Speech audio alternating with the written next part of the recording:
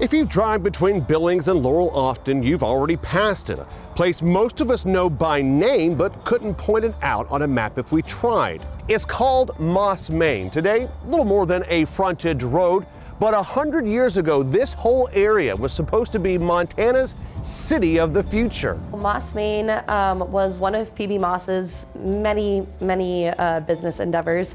It was going to be a garden city, and from my understanding, the idea of a garden city is very aesthetically focused. It's kind of set up in almost like a circle. You've got your train hub in the center, and then everything kind of goes out from there. And then everyone who lived in Mossmain would engage in agriculture. Products would go through an assured market.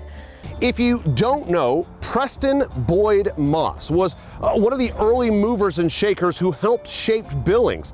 Moss believed the region needed a fresh start, a clean slate, a chance to build the modern city Billings never quite became in its early years. So he bought a whole bunch of land about 10 miles west of Billings and hired a world-famous architect named Walter Burley Griffin.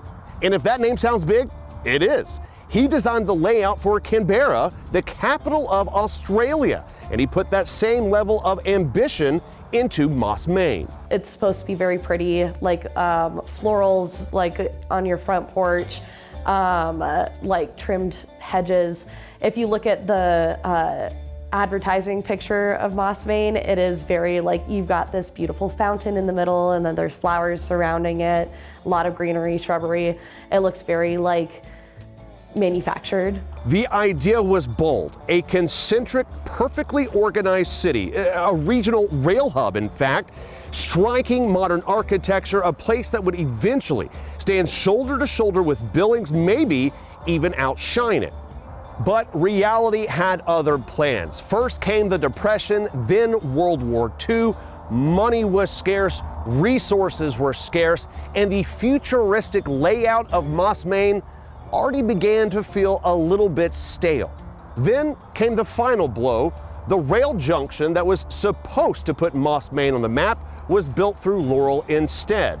What was imagined as America's first garden city never became more than a handful of dirt roads and scattered homes.